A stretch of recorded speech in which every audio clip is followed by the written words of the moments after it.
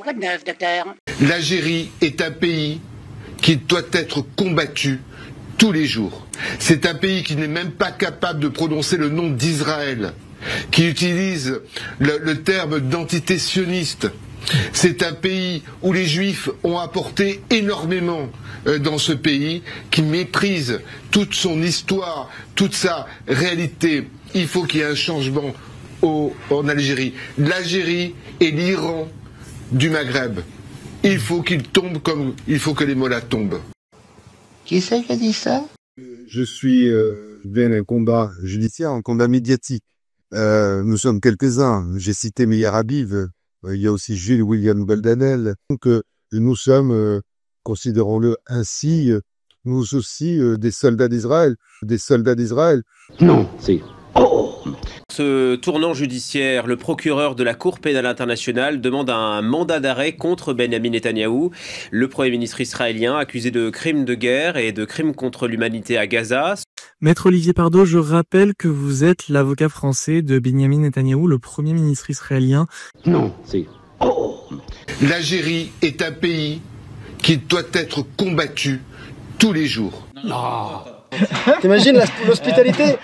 On va le voir parce qu'on a un problème de roue, il nous répare. Déjà je lui dis combien je te dois, il me dit on verra plus tard. Et en plus il nous invite à manger, il a dit même tu peux dormir. Ça c'est l'hospitalité des Algériens. Ah ouais. Depuis le début, les Algériens, c'est un truc de malade. Ils kiffent t'inviter, ils adorent ça. Ouais. C'est un peuple... c'est bizarre hein. C'est le peuple le plus incroyable jamais Son rencontré. truc ouais. Hein? Regarde. Son truc c'est t'inviter, t'aider, c'est leur truc quoi. Ils kiffent ça de ouf. Qu'est-ce que vous avez préféré en Algérie? Waouh, c'est dur. Bah, je dirais les gens hein, qu'on a rencontrés là-bas, les rencontres qu'on a fait et le temps qu'on a passé, avec ces gens-là. Il y a un état d'esprit algérien qui est vraiment contagieux et qui donne envie d'y rester. Et l'humour aussi, ils sont vachement drôles. Hein. Les gens sont calmes, les gens sont rigolos, les gens se prennent pas au sérieux, les gens te mettent à l'aise. Ouais. C'est une hospitalité qui fait que tu te sens vraiment à l'aise très rapidement. Il n'y a pas de chichi, tu manges bien. Ouais. Voilà, du coup on est en train de partir sur d'autres sujets, mais c'est les gens, les Algériens, les Algériennes, c'est ça qu'on a préféré. Bonjour, bienvenue chez nous. Enchanté. Enchanté de vous connaître. Moi aussi. À qui ai-je l'honneur? Antoine. Antoine. Et votre nom c'est? Baraka Daoud. Baraka Daoud. Oui, David. David. Pour manger. Oui, c'est moi qui régale pour manger. On fait des courses et moi je paye. Non, jamais. Non. Ah, jamais, il n'est pas question. Ouais, je sais pas. Les œufs, oui. Dans l'eau, oui. On va les couper. Les œufs durs. Les œufs durs, on va les couper, de l'huile de Kabylie, la pomme de terre comme la purée. Oui. Qu'est-ce que vous aimez? Non, c'est bien, comme vous. Comme gazouge. Hein? Qu'est-ce que vous... La boisson. Ah, moi je bois de l'eau, moi. Non. Comment ça, je bois pas d'eau? Un peu de gazouge, un peu de limonade. Ah oui, un petit... Oui, oui. Voilà, tout est prêt. L'Algérie est un pays qui doit être combattu tous les jours. Excuse me, sir. Pardon, monsieur. Pourquoi votre communauté est-elle si fermée? Closed. We are closed. Fermé? Nous sommes plus ouverts que vous ne le pensez. Oui, mais j'essaie de passer du temps avec les gens, et puis c'est impossible en fait. D'où êtes-vous? France. Oh, j'ai peur de la France. Pourquoi? Aucune de mes tantes n'en est revenue. À cause de la guerre? Oui, c'était une guerre terrible. Un gros problème. Et alors, vous ne voulez pas me connaître? Non. Je plaisante. Non. Hello, bonjour, je peux venir avec vous? Nous n'avons pas de place pour vous. Ah, dommage. C'est pour quelle chaîne? France. C'est une chaîne française. On n'aime pas la France. Vous n'aimez pas la France? Vous n'aimez pas les Français? Non. Vous êtes contre la guerre en Irak. Ah, sorry. Désolé, bah moi j'ai rien contre vous. Bye. Bon. Ah bah tant pis.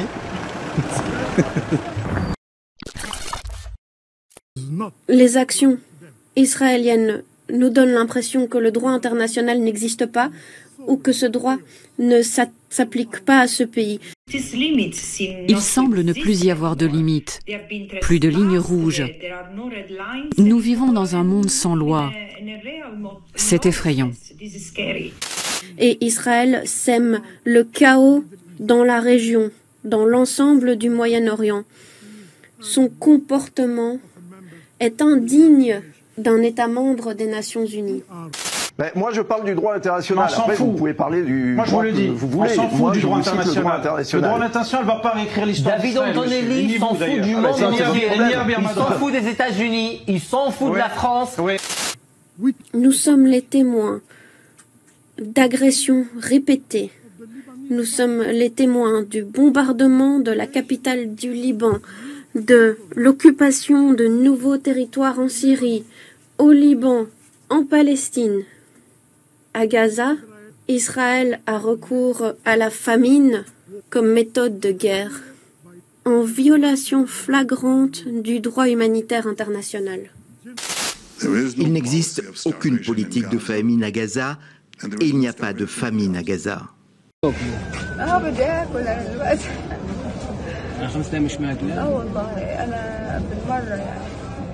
وضعي بالمرة عشان أنا عايشة لحالي وحيدة. وين أهلك وين عيلتك؟ أبوي وأمي متوفيين والباقي العيلة في نواحي بعرفش يعني بسبب الحرب بتنقلش وما بسألش عن حد بضل لحالي. أنا بدي أكل لأني إلي 5 أيام مش واكلة بتصيبني دوخة بقدرش أمشي بقعد وبأمشي شوية وبقعد شوية بسبب هذا إني أنا مش واكلة إشي مش موجود إشي في المعدة. Un génocide se déroule sous nos yeux, sous vos yeux. This is the behavior of a rogue state. C'est le comportement d'un État voyou. La communauté internationale ne peut pas autoriser un précédent de la sorte, un précédent où Israël agirait en tant que juge et partie et procéderait à des attaques unilatérales en violation des normes du droit international. Nous risquerions de saper la légitimité du Conseil ainsi que l'autorité de la Charte des Nations Unies elle-même. Nous devons réaffirmer collectivement que les principes consacrés par la Charte ne sont pas facultatifs. Il s'agit d'obligations contraignantes. L'interdiction du recours à la force, le respect de la souveraineté des États membres. Voilà les piliers qui sous-tendent notre système international. Nous le rappelons à nouveau, le droit doit l'emporter sur la force. Aucun objectif politique, aucune stratégie ne pourrait venir justifier des mesures bafouant des principes dont dépend notre paix internationale. Que les choses soient claires. Défendre le droit international, ce n'est pas un choix, c'est un devoir. Un devoir qui s'applique en toutes circonstances, sans exception. Sans exception. Je vous remercie. L'Algérie est un pays qui doit être combattu tous les jours. Voilà les drapeaux, vive les Verts! L'Algérie, mon amour, c'est pour toujours! Et on va gagner! Pour moi, l'épilogue glorieux de ce qu'on appelle le printemps arabe peut et doit advenir en Algérie. Que j'emmerde les boycotteurs. Pour Anthony, le réveil est à l'image de la nuit qu'il vient de passer, pénible. C'est la faute des Arabes. Dans toute la France, les terres vont mal. On peut encore dire que c'est la faute des Arabes. Nos comptes publics ne sont plus tenus, ce sont des faits. Tout cela, nous vous l'avions annoncé, mais comme à votre habitude, vous n'avez rien écouté. C'est la faute des Arabes. Bien sûr, vous avez raison, c'est de ma faute. Tout est de ma faute. La plage d'Andaï s'est complètement vidée. C'est le Hamas et ses relais, les relais du Hamas, dont des agences de presse extrêmement sérieuses, européennes et certaines françaises. Tupac a été assassiné le 7 septembre 1996 à Las Vegas. C'est le Hamas.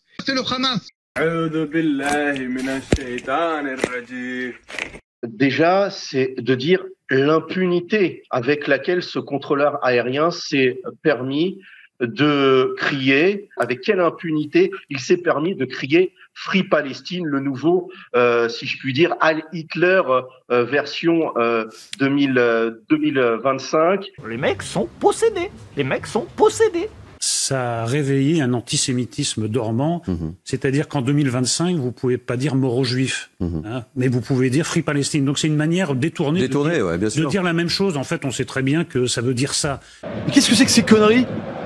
C'est quoi ces conneries, les amis, là? C'est quoi ces conneries, là? Les mecs sont possédés. Ils sont complètement fumés, quoi. Moi, je prends l'avion de temps en temps. Évidemment, je n'ai pas accès aux tours de contrôle. Dieu merci, je ne peux pas y aller, c'est très bien comme ça. Mais que je passe les contrôles de sécurité, comme tout le monde. Je vois les bagagistes. Et il y a un grand nombre de ces gens qui travaillent dans les aéroports, que ce soit à Roissy-Charles de Gaulle ou à Orly, qui sont très marqués, j'allais dire physiquement, par la religion musulmane. C'est-à-dire qu'il y a beaucoup de gens qui ont la petite barbe qui va bien, et on voit bien que ces gens-là ne sont pas neutres, en fait. Et alors, je pose la question parce que quand on prend l'avion, regardez autour de vous, moi, je suis fouillée par des gens, honnêtement, je ne suis pas sûre qu'ils fouillent tout le monde de la même façon. Voilà. C'est une question que je pose. Donc, cette notion aussi d'arme blanche, elle vient traduire aussi une culture de certaines personnes pour lesquelles l'arme blanche, le couteau, n'est pas... Enfin, je veux dire, c'est banal. Malheureusement, c'est devenu banal. Et quand on part avec armé d'un couteau, et je dis bien le mot armé, ce n'est pas anodin, c'est vraiment qu'on part avec cette intention de dominer par la terreur, tout simplement. Cette multiplication des attaques au couteau, notamment dans la capitale, mais pas seulement, pour vous, ça relève donc d'un aspect ou d'un caractère culturel? Pour moi, ça relève d'un aspect, d'un caractère culturel, comme vous le dites. Et les chiffres sont là aussi. Je crois qu'on dénombre à peu près 120 attaques au couteau par jour. Donc ça n'est pas rien, c'est une réalité. Et généralement, on retrouve les mêmes typologies d'auteurs derrière ces faits. C'est-à-dire? Qui? Eh bien, bien souvent des personnes qui ont une relation, enfin qui ne sont pas, je vais dire entre guillemets, français de souche. Qui? Mais qui vont avoir des origines qui sont plus liées avec une certaine forme de... Qui? Tout simplement un lien avec l'islam. Raciste! Machine raciste! Il y a une chose qui m'a beaucoup choqué, moi, c'est le jour où j'ai découvert que dans les comptes de la République, les comptes de l'État annuels, parce que ça représente 3 milliards, on rajoute la vente de la drogue dans les comptes de l'État pour le PIB national de l'année. Non, c'est... Oh! J'ai dit, mais c'est pas possible. Mais oui. Incroyable. Mais oui. Hein? Donc là, il y a quand même quelque chose qui ne va pas. Comment ose-t-on, alors que c'est quand même c'est criminel. Hein? Pardon? Je crois qu'il rajoute aussi la prostitution, il me semble. Oui, mais il rajoute aussi la prostitution. Non, mais là, je parlais de la drogue. Mais il rajoute aussi la prostitution. Ils ont, bah oui. Non, c'est... Oh! Alors, à un moment, il faut dire stop.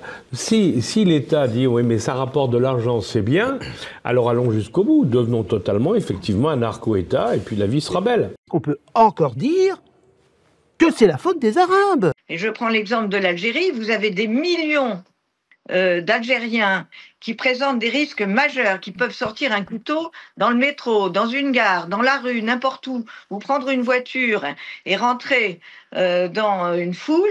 Eh bien non, c'est excessif de les garder 6 ou 7 mois, le temps qu'ils fichent le camp, puisqu'ils n'ont rien à faire chez nous et qu'en plus, ils nous menacent.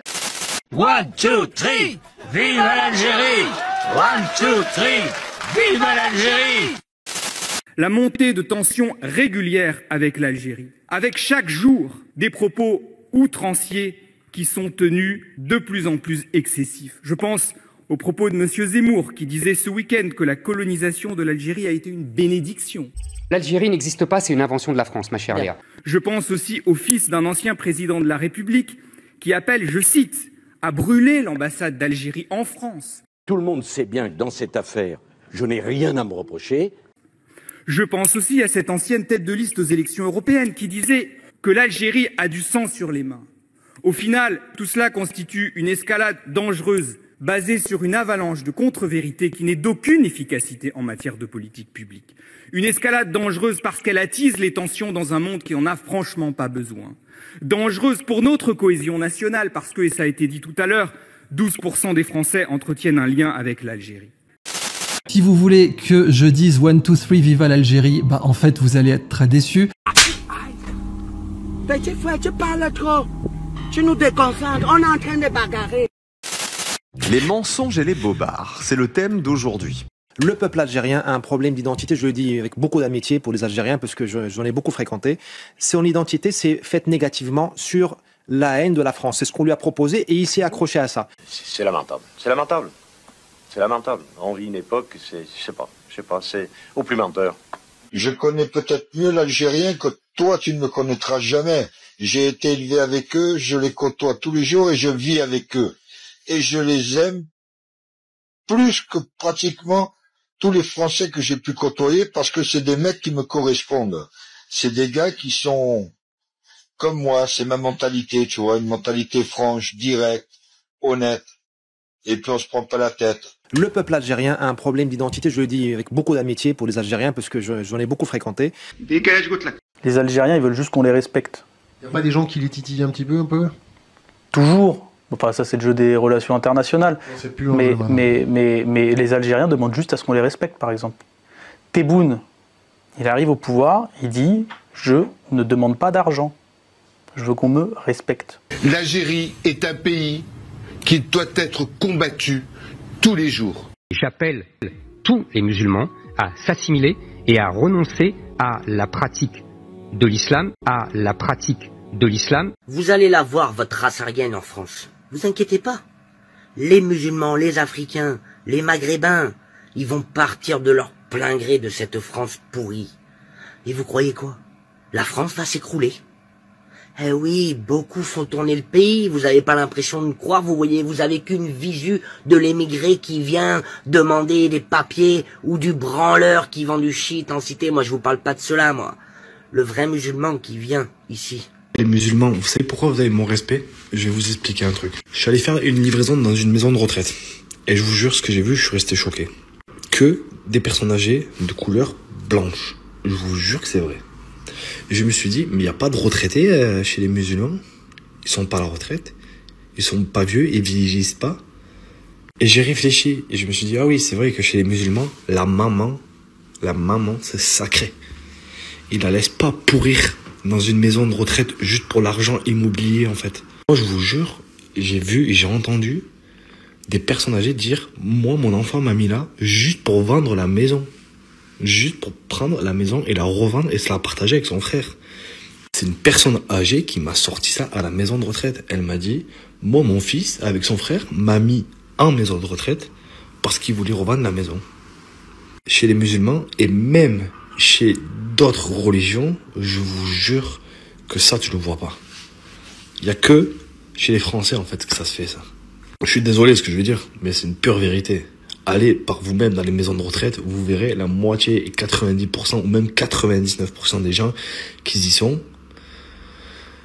ils sont comme moi. Et les 1%, c'est les gens qui travaillent. Moi, ma mère ne finira jamais dans une maison de retraite juste pour la maison. Salut. Vous avez pas l'air de le croire, mais c'est une vérité. Je vous parle en connaissance de cause, moi. Le jour où ils seront partis, vous allez vous retrouver qu'entre vous, entre fachos. Et la France, elle va s'écrouler. Mais s'écrouler comme jamais. Ça sera le chaos. Mélanie, l'Italie, accueille le président algérien Tebboune en grande pompe. Alors, je vous le cache pas, je suis extrêmement déçu. C'est une grande déception pour moi. Pourquoi? Parce que j'aurais préféré que ça soit la France, mon pays, qui accueille le président algérien Tebboune. Pour faire enfin une vraie paix. Enfin avoir des vrais accords économiques. Mais non, vu que la France, elle est sous tutelle de qui vous savez, on préfère soutenir des gens comme les ricains et l'entité génocidaire, qui nous rapportent absolument rien, qui nous mènent droit dans le mur. Discours typiquement antisémite, voilà. Au lieu de faire des accords avec des pays avec qui on a tout à gagner. Parce que En plus que l'Algérie économiquement, en fait, c'est l'avenir, c'est une porte sur l'Afrique. Ça pourrait nous permettre d'avancer, faire en sorte que le peuple français puisse vivre mieux. Mais non, on a un gouvernement d'incompétents qui balaye ça d'un revers de main, qui fait de l'Algérie notre ennemi. Alors qu'en fin de compte, nous avons tout pour être frères, tout pour être amis. Nous avons énormément de franco-algériens sur notre sol. Et nous pouvons faire en sorte d'avancer tous ensemble, main dans la main, vers la paix et vers un avenir économique radieux. Mais non, le gouvernement français, il fait tout le contraire. Voilà pourquoi je suis déçu. Moi, je vous le dis à tous mes amis algériens, Méhana, et tous ceux que je peux suivre et tous ceux qui me connaissent, à mon frère Djilali, j'aurais préféré vraiment que ce soit la France qui ait des accords économiques et de paix et qui avance ensemble avec l'Algérie. Bon allez, ça suffit. Papier, carte de séjour. Pourquoi les Français ne veulent pas voir en 2025 des choses qui se sont passées au 19e siècle? Ce qui s'est passé en Algérie s'est passé comme on le dit, c'est-à-dire de façon extraordinairement violente. Mais pourquoi ça crée la polémique aujourd'hui? Attendez, je peux répondre quand même. Bon, ce qui est effectivement spécifique, c'est qu'on a voulu en faire une colonie de peuplement, et comme tous ceux qui ont essayé à un moment de faire des colonies de peuplement, ça s'est passé épouvantablement mal. Bon, il y a d'autres de nos colonies en Afrique où ça s'est horriblement mal passé et où il y a eu, non mais pas simplement des exactions, bien que les exactions soient toujours en trop évidemment, mais où il y a eu des vrais massacres de masse. Bruno Retailleau ce soir qui s'est exprimé longuement dans cette interview accordée à l'Express et il dit « Aucune douleur de l'histoire n'autorise un pays à offenser la France ». On voit que c'est très vif comme manière de s'exprimer sur... Il appartient à une tradition de la droite française qui n'a jamais pu admettre que l'Algérie ait pris son indépendance et qu'on ne lui ait pas donné. L'Algérie a fait une révolution en 1962, elle a pris son indépendance, elle a dit non à la France. Et cette partie de la droite française qui n'a jamais accepté que l'Algérie, dans lequel les militaires français et l'établissement français avaient placé tant d'espoir et dit non à la France, s'exprime encore par Bruno Retailleau. J'aime le couscous. Bruno Retailleau, la cité est assiégé par les barbares. Alors les barbares, ils ont plusieurs formes. Alors bon, ça, bien sûr, ils sont un peu basanés pour lui, on a bien compris le message, mais c'est tout ce qui ne correspond pas finalement à la représentation qu'il se fait de la France. C'est-à-dire que, sur le fond, Bruno Retailleau n'a pas une représentation républicaine du pays. Où, il en a parlé après les incidents, après la finale de la Ligue des Champions, il en a parlé à propos de mai 68. Et oui, c'est-à-dire que dès qu'il se passe quelque chose qui échappe à son logiciel, ce sont forcément des barbares, des pas comme nous. Donc là, les gens qui vont défiler contre l'autoroute, on peut pas considérer qu'ils ont peut-être raison ou qu'ils sont d'un avis différent, en tout cas ils ont le droit de l'exprimer. Non, non, c'est des barbares, c'est autre chose. Ils n'appartiennent pas. On les sort quelque part de la communauté nationale et puis ils sont pas civilisés. Souvenez-vous quand même. Il nous avait parlé de régression ethnique sur 3 générations au moment des émeutes concernant la mort de Naël, en nous expliquant que les émeutiers c'était la faute de leurs ancêtres. Hein, voilà, c'était bon. On en est là. Il est ministre de l'Intérieur.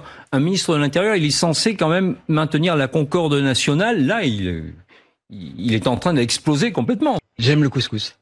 J'aime le couscous. Ouais. C'est une confession que je vous fais ce soir, c'est le scoop que je voulais faire à BFM sur votre antenne, cher Benjamin Duhamel. J'aime le couscous. J'adore le couscous. On n'en attendait pas moins. J'aime le couscous. L'autre aspect qu'on observe finalement suite à cette histoire, c'est que Monsieur Retailleau, le gouvernement aujourd'hui est incapable de répondre à la situation et la relation avec l'Algérie. Et pourquoi? Parce que justement on a casser le tissu diplomatique français, qu'il faut aujourd'hui le renforcer, permettre à nos diplomates de prendre l'action pour pouvoir discuter avec l'Algérie, parce que sinon on va droit dans le mur et cette surenchère ne nous amènera à rien de bon. Nous n'avons aucun moyen de rétorsion sur l'Algérie. Aucun moyen de rétorsion sur l'Algérie. Aucun. Il n'y a pas d'autre solution. On peut le déplorer, je suis pas bien à le déplorer, mais c'est ainsi que la diplomatie et la politique. Alors, il se trouve en plus que nous sommes dans une situation très compliquée et très mauvaise, puisque nous sommes fâchés, semble-t-il, éternellement avec la Russie, que la Russie, encore une fois, est le premier allié de l'Algérie, que derrière la Russie, après il y a la Chine, et que même les États-Unis sont en train de se rapprocher de l'Algérie. Oui. C'est la France qui est tout le temps en train de regarder ce pays avec des yeux pleins de haine, avec beaucoup d'arrogance. Tout à l'heure, le monsieur parlait de pieds nickelés, de barbouze. Qu'est-ce qu'ils ont fait? Est-ce qu'on a laissé la justice faire son travail? On ne sait même pas ce qui s'est passé. on se substitue à la justice, on regarde sur les chaînes d'info, on continue. C'est toujours la stigmatisation, la diabolisation et tout. Donc il y a un véritable mouvement hostile à l'Algérie qui n'a rien à voir avec les Français. Ils sont en train de raconter des histoires au peuple français. Et 60%, 65% des Français n'ont rien à voir avec ça. C'est une minorité haineuse qui cultive la haine, qui veut salir l'Algérie et qui n'arriveront pas. L'Algérie est une économie à l'agonie, à tel point que la question n'est pas si elle va craquer, mais quand.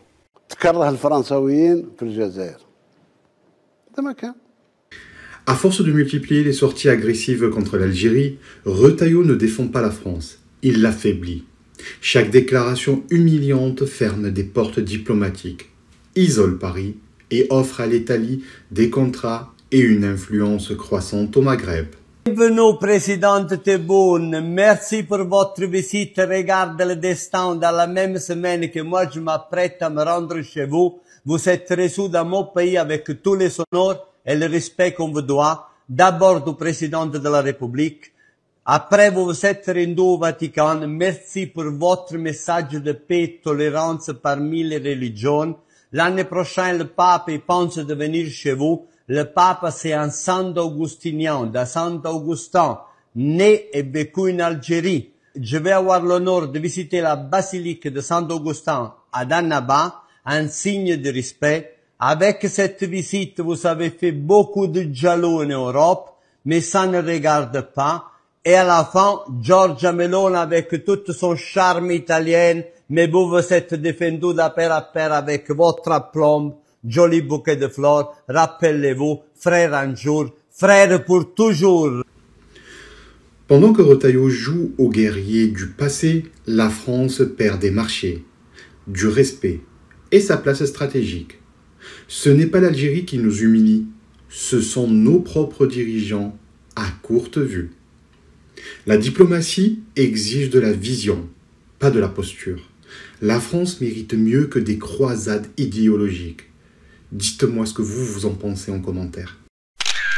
Et je prends l'exemple de l'Algérie. Vous avez des millions d'Algériens qui présentent des risques majeurs, qui peuvent sortir un couteau dans le métro, dans une gare, dans la rue, n'importe où, ou prendre une voiture et rentrer dans une foule. Eh bien non.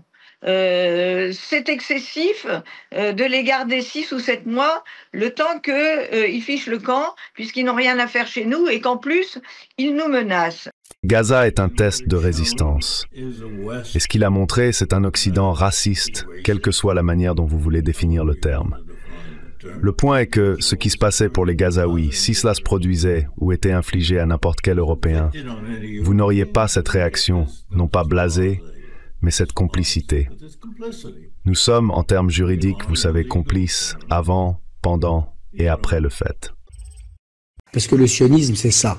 La victoire des civilisations judéo-chrétiennes contre la barbarie, c'est la victoire de la France. Et ce moment-là, vraiment, je veux dire, le gars, il veut nous mettre dedans, tu vois, il veut nous mettre dans le même panier dans lequel il se trouve avec tous les autres criminels de guerre. Genre la victoire de la France, c'est de massacrer des civils, des femmes, des gosses, c'est de torturer des journalistes, des humanitaires et des innocents.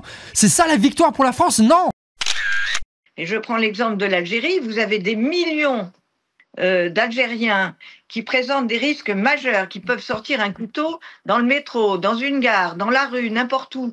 Nous nous sommes battus pendant 7 ans et demi contre l'impérialisme le plus obstiné qui ait jamais existé.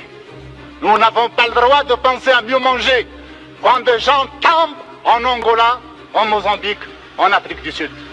This is pure anti-Semitism. C'est un monde qui a été créé sans vous, en notre absence. Oui. Aujourd'hui, nous parlons avec beaucoup de simplicité. Aujourd'hui, nous existons et nous contestons ce monde. Nous sommes en train de contester ce monde. C'est pas notre monde. Hey! Tu regardes mes vidéos? Ouais, je regarde tes vidéos, et ouais. tu kiffes? Même pas tu t'abonnes? Allez, mets un pouce et abonne-toi. Allez, clique, mec.